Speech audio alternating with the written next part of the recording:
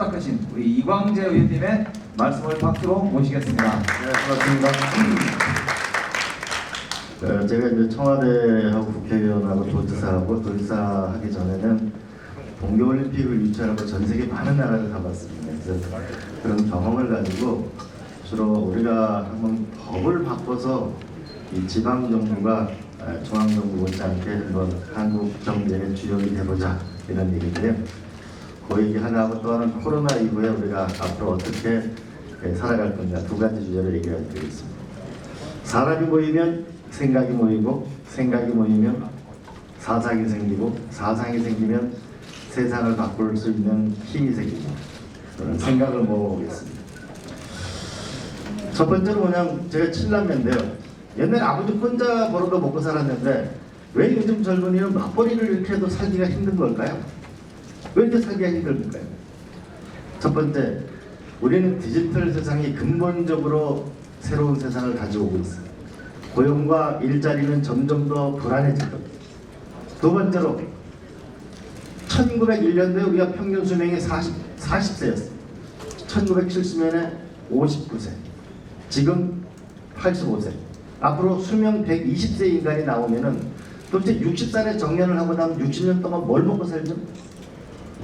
세 번째, 이런 대도시의 이런 고비용 구조를 가지고는 도저히 살 수 없는 세상이 왔다. 뭔가 근본적인 이 삶의 질과 발전 방식의 변화를 가져와야 된다. 그래서 이제 우리 여태까지는 모든 정치인들의 금과 옥조가 GDP 성장이었습니다. 이제 GDP가 아니고 이제는 뭐냐면 삶의 질과 저비용 사회라는 것이 우리가 새로운 지표로 남아야 된다. GDP라는 게 크로멜이 아일랜드를 쳐들어갔을 때 군인들에게 뭐냐면 분배를 하기 위해서 총조사를 했던 게 시작인데 이제 새로운 지표를 우리가 정치에서 만들어야 된다. 두 번째로는 도대체 대한민국 정부하고 우리 지방정부는 도대체 누가 미래를 설계하죠? 저는 이게 설계하는 조직이 없다고 봅니다. 우리가 IMF가 생기고 난 이후에 KDI나 산업연구원은 이제 용역해 먹고 살기 바쁩니다. 그리고 우리 당의 연구소가 있지만 당의 연구소가 선거연구소지 이게 국가의 미래를 연구하는 데는 굉장히 부족합니다. 민간 싱크탱크도 거의 없습니다. 이제 대한민국의 미래를 설계할 수 있는 블루프린트를 만들 수 있는 우리가 뭔가 시스템을 가져야 합니다. 세 번째로는 결국 어떤 조직이든 회사이든 국가이든 리더의 크기만큼 성장하게 돼 있는데 우리 국회의원들과 우리 단체장 그리고 우리 광역의원님들은 도대체 누가 공부를 시켜주는 거지? 우리가 얼마나 시장 되면 예산이 1조 원도 넘고 몇 조 원씩 되는데 우리를 누가 훈련시켜주는가요? 그래서 우리가 미국 같은 경우에는 대학과 싱크탱크가 있고 중국은 공산당 중앙당교가 있는데 우리도 뭔가 이제 시스템을 가져야만 우리가 전 세계에 가장 우수한 정치인이 되지 않을까요? 네 번째로는 도대체 우리는 무슨 통계를 가지고 행정을 해나가고 있는가요? 통계청에는 실시간 통계라는 게 존재하지 않습니다. 우리가 인구 센서스는 매년에 한 번씩 하는 겁니다. 만약에 우리가 이번에 건강보험과 고용보험과 국세청 정보와 행안부 정보가 한꺼번에 통합되어 있으면은 우리 김영배 주민은 어떤 상태에 있는지 예비 실업이 올 건지 안 올 건지 우리가 모두 다 알 수 있습니다. 그러나 이 통계와 정보가 없이 우리가 행정을 해나가 이거를 반드시 우리가 입법으로 해결해야 될 과제라고 봅니다. 다음에는 우리는 도대체 내가 국회의원을 할 때 우리가 시장 군수 구청장을 할 때 나의 평가 기준은 뭔가요? 인기인가요? 아니면 GDP인가요? GRDP 성장인가요? 교육인가요? 복지인가요? 우리는 도대체 무엇으로 리더를 평가하고 하나가는 리더를 평가하는 이 과정과 잣대가 분명해져야만 훨씬 더 우리는 미래지향적인 삶을 살아나갈 수 있다고 생각합니다. 이것도 또한 법이 필요하겠지. 또 하나는 우리 김상호 구청장이 지난 광주 갔을 때 굉장히 좋은 아이디어를 냈는데 우리 구청장은 기초단체는 경제정책을 쓸 수 있는 아무런 수단이 없습니다. 이제부터 모두 뭐냐 먹고 살자고 하는데 이 구청장님 같은 경우에는 아무런 경제정책에 대한 산업정책에 대한 권한이 없는 이 문제를 해결해 나가야만 결국은 우리가 밑바닥에 있는 지방정부의 경제부터 성장해 나간다. 중국에서 중앙정부와 지방정부는 모두가 중국 경제발전에 추동하는 엔진입니다. 또 하나는 중앙정부와 우리가 자치 분권을 해나가는데 중앙정부와 지방정부의 인력 차이가 굉장히 큽니다. 우리가 지방고시 제도가 이제 폐지가 되었죠. 근데 현재 우리가 과연 이런 구급 공무원이나 이런 시험 과목을 가지고 과연 하는 것이 미래 경쟁력이 과연 있는 것인가? 우리 조선시대에 보면 과거 급제를 하고 나면 책문을 하잖아요. 임금이 어떤 정책적 과제를 줘가지고 정책적 과제에 답하는 과정이 있는데 우리는 그러면 이걸 어떻게 해나갈 거냐? 또 하나는 중앙과 지방의 인사교류가 거의 없습니다. 우리 광역자치단체 부단체장 외에는 이렇게 해가지고는 결국 중국의 지도자는 중앙과 지방, 기획부서와 사업부서, 잘 사는 동네와 못 사는 동네를 번갈아 가면서 해서 최고 지도자까지 가는데 우리는 이 중앙과 지방의 인사교류가 거의 없는 이 문제를 함께 극복을 해야만 중앙도 알고 지방도 알 때 우리가 미래로 나가는 그 인사 시스템의 법적인 변화가 있어야 된다고 봅니다. 또 하나는 전 세계 교육자치와 지방자치가 통합되지 않은 나라가 대한민국하고 몇 나라밖에 없습니다. 사실 우리가 어떤 도시를 할 때 제일 중요한 게 아이들 공부 문제가 제일 중요한데 아무런 우리가 역할을 할 수가 없죠. 그래서 대부분 기초자치단체 보면은 교육 지원과를 만들어가지고 계획을 만들어가지고 예산 지원해주는 게 전부입니다. 저는 이 교육자치와 지방자치가 통합될 때 결국 우리 아이들이 건강하게 살아갈 수 있다고 봅니다. 그래서 이 문제를 우리가 해결해 나가는 그러면 교육자치와 지방자치가 선거로서 통합되는 것이 정치적으로 너무 난관이 있다면 그럼 우리가 근본적으로 돈의 물꼬를 학교로 돌리려면 어떤 것을 제도적으로 만들어야 될 건지가 우리 앞으로 가장 핵심적인 과제 중에 하나라고 봅니다. 그래서 저는 그 중에 하나 이런 얘기를 하죠. 이건 김영래 구청장이 낸 아이디어인데요. 초등학교 아이들은 3학년 3시 되면 집에 가죠. 초등학교, 중학교는. 근데 도심 한가운데 굉장히 넓은 땅을 가지고 있습니다. 근데 앞으로 1인 기업이 점점 늘어나게 되면 이 사람이 말할 CAD나 스마트 오피스가 필요하거든요.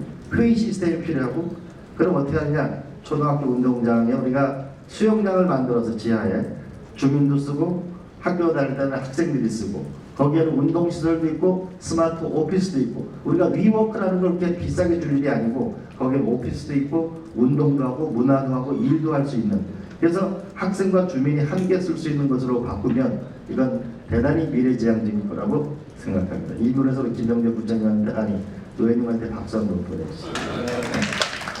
그래서 이거를 디지털과 아날로그의 밸런스 센터라고 저는 이렇게 생각해봤습니다. 또 하나는 우리가 예산 문제인데요. 중앙정부는 500억 이상의 예비타당성 심사를 합니다. 강원도는 광역단체는 50억, 기초단체는 30억입니다. 근데 제가 도지사가 되고 나니까 이 50억을 쓰고 나면 도대체 어떤 효과가 있는 거지? 근데 그거 보니까 개 한 개밖에 없습니다. 돈은 몇조 원을 쓰는 우리 기초단체에 우리가 예비타당 심사를 할 수 있는 공직자가 있나요? 훈련이 됐나요? 막대한 예산이 쓰여지게 되는데 이 예산을 쓰고 나면 정말 이 사업이 타당한지 안 타당한지 알 수가 없거든요. 이 문제를 우리가 근본적인 변화를 해야만 돈이 돈답게 쓰여진다고 생각합니다. 또 하나는 국회는 예산정책처가 있어가지고 예산을 심사합니다. 우리 강원도 의회는 우리 군의회는 어떻게 우리가 결산 심사를 하죠? 그래서 저는 이런 생각을 해봅니다. 대한민국의 큰 회계법인을 돌아가면서 추천해서 거기서 결산 심사를 해서 그 결산 검사 보고서가 의회에 제출되는 것. 그러면 훨씬 더 돈도 투명하게 쓰게 되고 의회들도 획기적인 감사 시스템이 마련될 거라고 생각합니다. 자, 이건 이제 지방정부 얘기고요. 또 하나는 코로나 이후에 과연 우리는 이제 드디어 중소도시와 도시와 마을의 시대가 온다고 생각합니다. 이제 우리 지방정부가 본격적으로 일을 할 때가 됐다. 하나는 왜 그러냐면 디지털 시대는 모든 것을 다 바꿉니다. 아마 학교도 좀 있으면은 우리 영재호 고려대학 총장님이 10년 뒤에 스카이라고 하는 것이 대안이라는 게 의미가 거의 사라지게 될 거라고 얘기하고 있죠. 학교도 변하고 병원도 온라인 의료도 변하고 은행도 이제 아마 몇 년 뒤면은 도심 한가운데 1층 은행을 건물을 보기 어려울 겁니다. 쇼핑센터도 온라인으로 가고 있죠. 사무실도 점점 더 새로운 1인 기업이 60%가 되면 이 사무실 구조가 이렇게 될 리가 없습니다. 그러면 도시의 구성의 40에서 50%가 집입니다. 그런 나머지가 20-30%가 도로하고 공원입니다. 그리고 그 중에 20%가 학교와 병원과 공공시설물입니다. 모든 것이 다 변하면 새로운 도시가 탄생하는 것입니다. 자, 그리고 더구나 1인 기업이 이렇게 늘어나게 되면 고용은 불안하고 소득은 불안합니다. 그리고 우리는 새로운 두 번째는 아까 말씀드렸지만 수명 120세 인간이 나오면 우리가 그전에 만들었던 모든 시스템은 붕괴됩니다.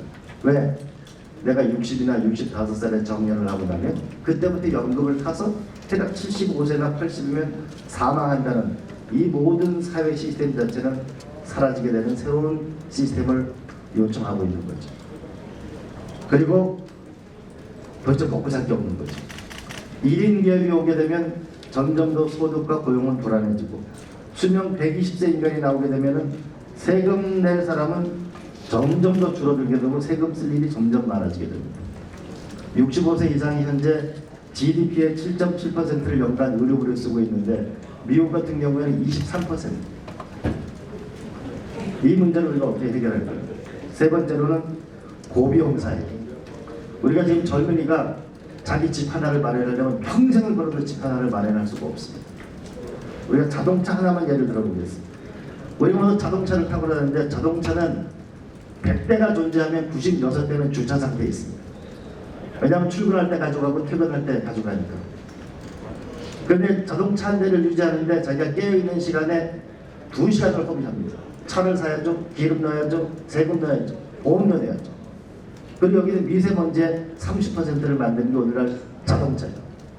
출퇴근을 하지 않는 출퇴근이 가까운 근접한 도시를 만들어내는 것이 인류의 새로운 삶이고 그게 언택트 시대의 미래일 수도 있습니다. 자, 그럼 우리가 지금 한국형 뉴딜이 있으면 어떻게 할 거냐 한번 보겠습니다. 링컨 대통령은 이 세상은 항상 미래를 선도하는 거하고 공동체를 회복하는 이 두 가지의 기둥으로 굴러가는데 링컨 대통령은 그 바쁜 와중에서도 전쟁을 하면서도 국립과학원을 신설했습니다. 그리고 대륙횡단철도를 만들었고 한편으로는 노예 해방을 했죠. 루즈벨트 대통령은 후보댐이라는 당시 최고의 선진 기술을 가지고 12,000명을 동원해가지고 세계 최고의 기술자를 동원해서 후보댐을 건설했습니다. 그리고 35년 된 사회보장법을 만들었습니다. 케네디 대통령 같은 경우는 특이한데 미사일 위기가 오다니까 나사라는 걸 만들어서 연유는 30만 명의 과학자를 동원해서 9년 동안 결국 달나라로 가는 그 프로젝트를 해가지고 전무후무한 미국을 건설했습니다. 오늘날 쓰고 있는 컴퓨터, 인터넷, GPS 다 여기서 만들어낸 것입니다. 우리 김대중 대통령도 전자정보 하나에 4조를 썼습니다. 수많은 사람들이 조선왕조실록을 디지털로 바꿨고 우리가 예술의 전당에 있는 것을 전부 디지털 아카이브를 했죠. 그리고 또 하나는 통합의료보험체제를 만들고 생산적 복지라는 말을 만들어냈습니다. 그러면 우리의 한국형 뉴딜은 저는 이렇게 생각합니다. 와 있는 미래를 발견하는 것. 와 있는 미래 하나는 틀림없는 것은 디지털 세상이 온다는 것. 또 하나는 요번에 이 일을 겪고 나니까 우리가 미세먼지가 사라지는 걸 발견했죠. 발전 방식을 바꾸면 근본적인 변화를 할 수 있다는 것을 우리가 보여주는 거였습니다. 환경이 점점 더 중요해집니다. 그럼 세 번째로는 수명 100세 시대 인간이 탄생하게 되면 이 생명과학이라는 것이 미래의 핵심이 될 수밖에 없을 거예요. 아마 코로나 치료제를 발견하는 그 회사 누구인가는 세계 1위의 부자가 되겠죠. 그럼 이 세계가 미래로 간다면 또 하나 우리가 그럼 극복해야 된다면 디지털 시대가 오면 소득과 고용은 불안해집니다. 에너지도 취약계층이 있습니다. 그 다음에 나이 들면 살기가 어렵습니다. 그래서 문재인 대통령께서는 단계적으로 전 국민 고용보험을 생각하는 거고 기본소득 또는 참여소득이라는 우리가 이제 논의를 할 수밖에 없는 거고 세 번째는 고비용사에서 저비용사회로 주거, 교육, 교통, 의료, 문화의 저비용사를 어떻게 만들 건가가 우리가 앞으로 가야 될 길일 겁니다. 그럼 어떻게 하자는 거냐? 라고 하면은 중소도시가 강력한 나라를 만드는 것입니다. 현재 우리는 혁신도시가 있고 기업도시가 있고 산업단지가 있고 경제자유국이 있습니다. 근데 한번 살펴보십시오. 파주 출판단지에 만약 거기 사람이 살고 학교가 있었으면 세계적인 도시가 됐을 겁니다. 근데 안 됐습니다. 왜냐? 파주 출판단지는 산업단지니까 특혜가 주는 거라서 안 된다는 거죠. 우리가 혁신도시, 기업도시는 뭐냐면 진입도로의 50% 상하수도를 지원해 주는 겁니다. 많은 우리가 안산공단에 수많은 산업단지, 국가산업단지가 있는데 거기에 있는 근로자한테 물어보면 교육시설이 부족합니다. 주거가 부족합니다. 그래서 중소기업 근로자들이 살기가 어렵습니다라고 얘기합니다. 산업단지만 존재하지. 이제 우리가 구로 공간을 보면 가상 디지털 단지로 변한 걸 보면 알 수 있지 않습니까?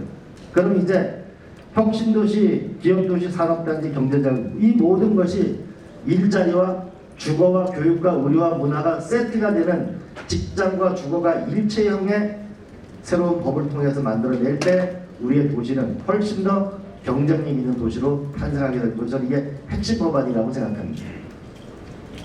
그럼 이렇게 되겠죠. 이게 또 네덜란드의 바잉햄이라는 도시인데 인구가 36,000명인데 여기서 오로지 뭐냐 푸드 하나로만 1년에 66조 원을 합니다. 우리가 이런 혁신이 있는 도시를 만들어낼 때 결국은 의미가 있는 거겠죠. 캘리포니아에 있는 나파밸리인데 여기 14만이 살고 있는데 이 중에서 우리가 와인 수출이 약 1조 6천억인데요. 여기 보면 와인에 종사하는 사람들은 15,000명밖에 안 됩니다. 그런데 인근에 있는 대학과 연결을 해서 이게 세계적인 와인 산업을 만들어낸 거죠. 그래서 저는 이렇게 생각합니다. 디지털 유들의 어떤 데이터 센터를 하는 데이터 센터의 전문 도시. 만약에 나주 같은 경우에는 우리가 뭐냐면 전기와 에너지와 관련된 전문 도시. 우리가 오송이라든지 이런 데는 바이오로서, 원주는 의료기기로서, 그러면 한 도시에서 하나의 사업이 특화돼서 집중해서 성장해 나갈 때 우리의 미래가 저는 탄생한다고 봅니다. 현재 혁신도시가 전국에 10개고요. 기업도시가 6개고 국가산업단지가 47개고 경제자유국이 7개입니다. 만약 이것이 전체로 기업도시처럼 패키지화해서 일자리와 주거와 교육과 의료와 문화가 패키지화한 발전 전략을 써나간다면 저는 새로운 시대로 새로운 대한민국이 거듭날 거라고 생각합니다. 결론을 내겠습니다. 유럽의 많은 정치인들은 기초기업부터 시작해서 결국 마지막에 수상까지 갑니다. 저는 그것이 가장 안정된 나라, 예측 가능한 나라를 만드는데 가장 중요한 것이라고 생각합니다. 이제 우리 지방정부는 중앙정부의 부속이 아니고 새로운 확실한 미래 경제의 주인공이 되겠다는 우리가 확실한 믿음을 가지고 우리가 21대 국회에서는 법을 만들어서 지방정부가 여기서 우리가 새로운 경제 엔진이 되고 미래의 활력이 되고 포스트 코로나 이후 이제 대도시의 산업혁명이 만든 대량 생산, 대량 소비, 대도시의 시대를 마감하고 이제 중소도시에서 마을이 있고 이웃이 있고 행복이 있는 그리고 경제가 있는 도시로 거듭나는 지방정부 멋진 대한민국을 함께 해나가시라는 말씀을 드리고 우리 이낙연 위원장님한테 큰 박수를 부탁드립니다. 고맙습니다. 네, 지금 박수 받게